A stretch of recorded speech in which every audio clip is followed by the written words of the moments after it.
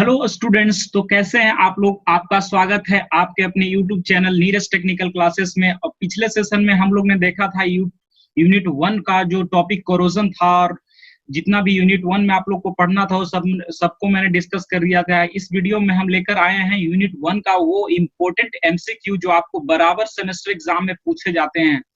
तो आज के वीडियो में हम लोग कुछ 10-15 एमसीक्यू देखेंगे और उसके बाद हम यूनिट 2 नेक्स्ट वीडियो में हम स्टार्ट करेंगे। तो चलिए सबसे पहले इस वीडियो को स्टार्ट करते हैं। अब अगर आप इस चैनल पर नए हैं तो इस यूट्यूब चैनल को सब्सक्राइब कर दें और साथ ही बेल आइकन को प्रेस कर दें, ताकि जैसे ही मैं अपना न्यू वीडियो अपलोड करूं ताकि आपको नोटिफिकेशन मिल जाए, और अपने दोस्तों के साथ शेयर करना ना भूलें। आज अगर आपको वीडियो अच्छी लगती है तो आप अपने दोस्तों के साथ शेयर करना ना भूलें।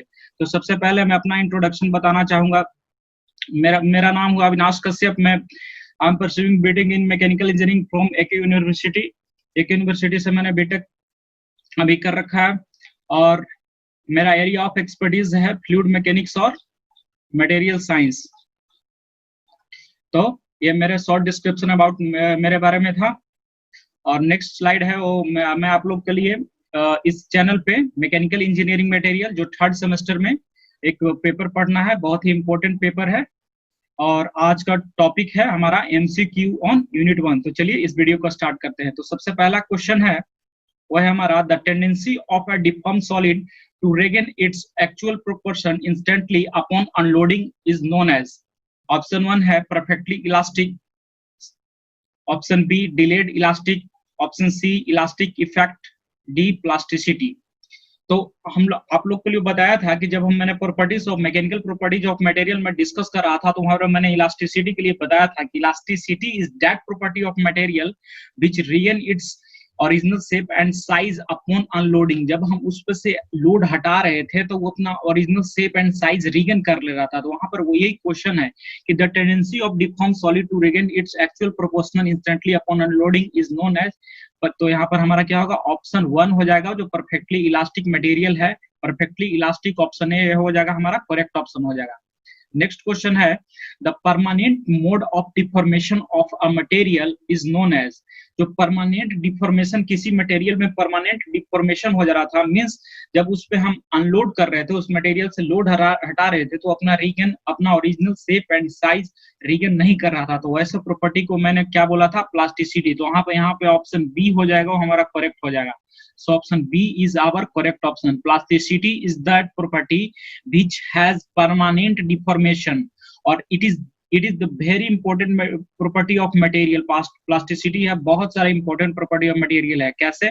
क्योंकि किसी भी मटेरियल को मैंने डिजाइन किया और मटेरियल कुछ दिनों के बाद कुछ मैंने ऐसा किया वो एज ए इन्वायरमेंटल इफेक्ट कारण वो अपने ओरिजिनल शेप एंड साइज होगा तो दिक्कत होगी। मींस कास्टिंग और फॉर्जिंग में प्लास्टिसिटी हो हमारा इंपॉर्टेंट प्रॉपर्टी होता है।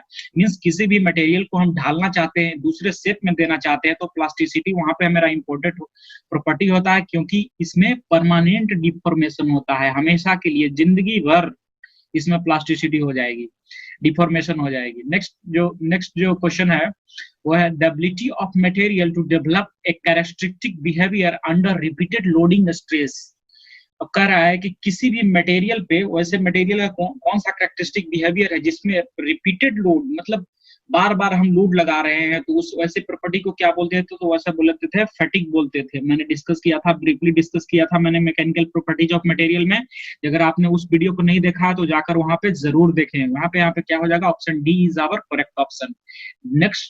नेक्स्ट जो क्वेश्चन है वो है, the ability of material to be form by hammering और रोलिंग इज नोन एज। किसी भी मटेरियल पे जब हम हैमरिंग कर रहे थे, ऊपर से हैमरिंग कर रहे थे, किसी भी मटेरियल पे हम ऊपर से हैमरिंग कर रहे थे, तो वहां पे हमारा जो मटेरियल था वो पतला चदरा में थिन शीट में कन्वर्ट हो जा रहा था।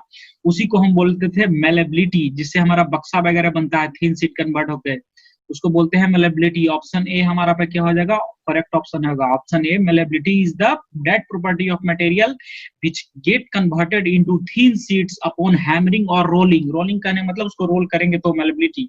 नेक्स्ट क्वेश्चन है, deformation that occurs due to a stress over a period of time is known as. वैसे प्रॉपर्टी मटेरियल में जो over a period of time, मतलब समय के साथ उसमें डिफॉर्मेशन होता था, तो ऐसे प्रॉपर्टी को हम क्या बताए थे, मैंने एग्जांपल दिया था टीचर वाला जो एग्जांपल, जो जो हमेशा डेस्क पे चढ़कर पढ़ाते थे और हमेशा वो डेस्क देखते थे कि धीरे धीरे झुकते जा रहा था, तो यानी over of period of time से उसमें प्रोग्रेसिव डिफॉर्मेशन हो जाता है, स्लो डिफॉर्मेशन हो जाता है, उसी बोलते थे हम क्रीप बोलते थे। तो यहाँ पर ऑप्शन सी हो जाएगा, वो हमारा करेक्ट ऑप्शन हो जाएगा।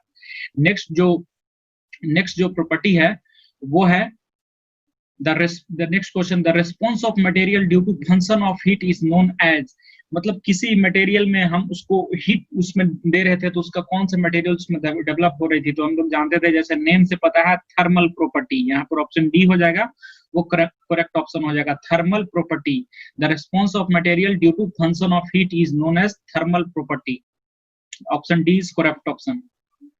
नेक्स्ट है, what effect does the addition of thermal energy have on material, कौन सा ऐसा इफेक्ट है जो थर्मल किसी मटेरियल पे थर्मल एनर्जी करता है। तो किसी मटेरियल को हम हीट करते हैं तो उसमें क्या हो जाता है, थर्मल एनर्जी देते हैं तो उसमें मटेरियल में क्या होता है, तो उस मटेरियल में थर्मल एक्सपेंशन होता है, मटेरियल क्या करेगा, एक्सपेंड करेगा। तो ऑप्शन बी हो जाएगा, वो हमारा करेक्ट ऑप्शन होगा, थर्मल एक्सपेंशन। ठीक है, नेक्स्ट है वो है the ability of material to resist plastic deformation. वैसे मटेरियल किसी प्रॉपर्टी किसी भी मटेरियल की जो प्लास्टिक डिफॉर्मेशन को रेजिस्ट करता था। रेजिस्ट करना मतलब उसको नहीं होने देना, मना करना, मतलब प्लास्टिक डिफॉर्मेशन नहीं होने देता था। वैसे प्रॉपर्टी कौन से बोलते थे, तो यील्ड स्ट्रेंथ। तो स्ट्रेस स्ट्रेन कर्व मैंने आप लोग डिस्कस नहीं किया था, जिसमें एक यील्ड पॉइंट आता है। यील्ड पॉइंट के बाद मैंने कुछ शॉर्ट में बताया था आपको, स्ट्रेस स्ट्रेन डायग्राम में, स्ट्रेस स्ट्रेन डायग्राम जब हम ड्रॉ करते थे तो एक यील्ड पॉइंट आता था जहां पर हमारा स्ट्रेस डायरेक्टली प्रोपोर्शनल स्ट्रेन होता था। उसके बाद हमारा प्लास्टिक डिफॉर्मेशन मटेरियल का नहीं होता था, उसे बोलते थे यील्ड स्ट्रेंथ। वहां पर उस पॉइंट को बोलते हैं यील्ड पॉइंट, और उस वहां पर जो स्ट्रेंथ होता है उसको यील्ड स्ट्रेंथ बोलते हैं। तो ऑप्शन बी हमारा हो जाएगा, वो करेक्ट हो जाएगा। नेक्स्ट है, toughness of material is equal to area under part of stress and curve, elastic, plastic, both and none. तो मैंने आप लोगों को बताया था स्ट्रेस एंड स्ट्रेन डायग्राम में कि जब हमारा जो मटेरियल होता था वो इलास्टिक रीजन और plastic region, area under the elasto region, मतलब इलास्टिक और प्लास्टिक रीजन के अंदर के एरिया को हम लोग बोलते थे क्या, टफनेस ऑफ मटेरियल। तो हमारा का ऑप्शन क्या हो जाएगा, C, both elastic and plastic region, दोनों सी हो जाएगा। नेक्स्ट जो प्रॉपर्टी है वो है for galvanising iron which of the following metals is used. Corrosion मैंने डिस्कस कर दिया था, जो प्रिवेंशन ऑफ कोरोजन था, जिसमें मैंने 3-4 प्रोसेस बताए थे, like electroplating, using chemically inhibitors use कर रहे थे, पेंट्स यूज कर रहे थे, ग्रीस कर रहे थे। गैल्वेनाइजेशन एक प्रोसेस था प्रिवेंशन ऑफ कोरोजन का, उसमें हम लोग ने देखा था कि उसमें हम जिंक का कोटिंग कर रहे थे तो हमारा मटेरियल का गैल्वेनाइजेशन हो रहा था। तब पर galvanisation iron which of the following metal use, यहाँ पर हो जाएगा हमारा जिंक। नेक्स्ट है the measure of ductility is, ductility को किस में मेजर करते हैं, तो मैंने आप लोग को वीडियो में बता रखा है कि हमारा परसेंटेज इलोंगेशन में हमारा डक्टिलिटी मेजर करते हैं। जो फाइनल इलोंगेशन होता है minus initial elongation by initial angulation into 100 से मल्टीप्लाई कर देते तो हमारा परसेंटेज इलोंगेशन आ जाता था। और किसी भी मटेरियल का 5% से ज्यादा इलोंगेशन होता है तो वो मटेरियल डक्टाइल होता है। तो हमारा ऑप्शन ए होगा, वो करेक्ट हो जाएगा।